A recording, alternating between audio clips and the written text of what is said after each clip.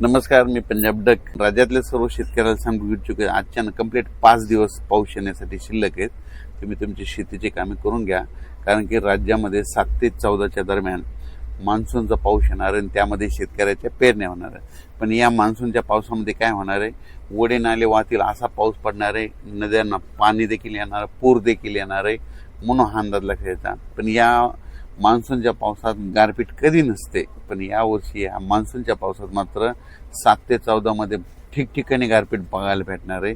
म्हणजे ह्या मान्सूनच्या पावसामध्ये देखील गारपीट पाहायला भेटणार आहे. वादळी वारं देखील वाऱ्याचा वेग देखील बघायला भेटणार आहे. पाऊस देखील तसाच पडणार आहे. नद्याला पाणी येणार आहे, ओढे नाले खळखळून वाहणार आहे, म्हणून हा अंदाज लक्षायचा. तर सांगायचं झालं तर मग ही गारपीट कोणत्या कोणत्या जिल्ह्यात होईल, तर सर्वप्रथम आपण विदर्भाकडून घेऊ. विदर्भात देखील काय होणार आहे, वर्धा, नागपूर, भंडारा, गोंदिया, चंद्रपूर, यवतमाळ या भागात देखील काय होणार आहे, 7 ते 14 म्हणजे 10 ते 14च्या दरम्यान तिकडं पाऊस पण पडेल आणि गारपीट देखील होईल, ओढे नाले वाहतील, म्हणून ही अंदाज पूर्व विदर्भातल्या शेतकऱ्यांना लक्षायचा.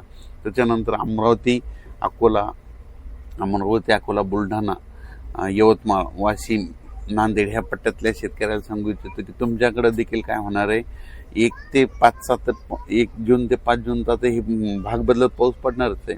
पण त्या व्यतिरिक्त काय होणार आहे, 7 ते 14 मध्ये जे पाऊस येईल मान्सूनचा, त्याच्यामध्ये पाऊस पण पडणार आहे, गारपीट पण होणार आहे, नदी नाल्यांना पाणी देखील येणार आहे, ओढ्यांना खळखळून वाहणार आहे, म्हणून ह्या जिल्ह्यात ह्या पट्ट्यातल्या शेतकऱ्यांना लक्षात येतं.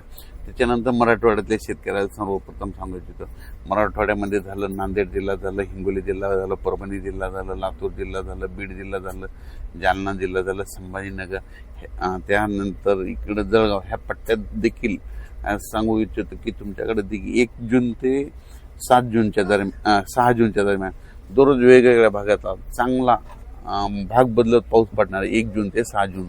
पण त्याच्यानंतर काय होणार आहे, 7 जून ते 14-15 पर्यंत तर मात्र मोसमी पाऊस मात्र खूप बरसणार आहे, ओढे नाले खळखळून वाहणार आहेत आणि त्याच्यामध्ये शेतकऱ्याची पेरणी देखील लागणार आहे. म्हणून हा अंदाज देखील शेतकऱ्यांनी मराठवाड्यातल्या त्या सगळे आता जे जिल्ह्याचे नाव सांगितले त्यांनी लक्षायचं. त्याच्यानंतर सगळ्यात महत्त्वाचं पश्चिम महाराष्ट्रामध्ये सगळ्यात महत्त्वाचं अहिल्यानगर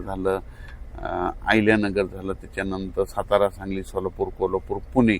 त्या पुणेकरांना देखील या आता मोसमी पावसामध्ये गारपीट बघायला भेटणार. पुण्याच्या पूर्व भाग म्हणजे बारामतीकडं देखील खूप गारपीट पाहायला भेटणार आहे, इकडं सांगलीकडे देखील गारपीट पाहायला भेटणार आहे, सोलापूरकडे गारपीट पाहायला भेटणार आहे, लातूरला जास्त गारपीट पाहायला भेटणार आहे, सगळ्यात जास्त बीड जिल्ह्यात देखील सगळ्यात जास्त गारपीट पाहायला भेटणार आहे.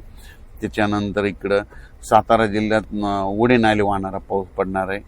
त्याच्यानंतर इकडं अहिल्यानगरमध्ये देखील पाऊस पण पडणार आहे, गारपीट पण होणार आहे, ओढे नाले देखील वाहणार आहे. म्हणून 1 ते 5चा ही अंदाज भाग बदलतचा घ्यायचा आणि त्यानंतर 7 ते 14 मध्ये देखील मान्सूनचा खूप पाऊस पडणार आहे, म्हणून ही देखील लक्षायचं. त्याच्यानंतर उत्तर महाराष्ट्राकडे नाशिक, नंदुरबार, धुळे जिल्ह्यात त्या भागात देखील काय होणार, तिकडे देखील पाऊस पण पडणार आहे आणि काही काही भागात गारपीट पण होणार आहे, म्हणून अंदाज लक्षायचा. त्याच्यानंतर हे कोकणपट्टी, घाटमाता परिसर मात्र तिकडे मुसळधार पाऊस ते चालूच राहणार आहे, म्हणून ते कोकणपट्टीच्या विभागातले अंदाज त्यांनी देखील लक्षायचा.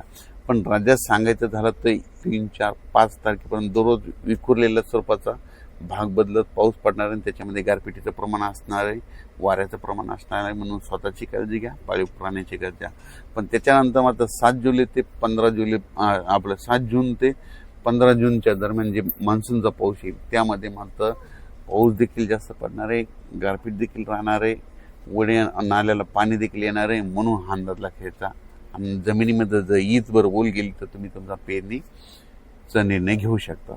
अचानक वातावरण बदल झाला तर परत एक मेसेज दिला जाईल. धन्यवाद.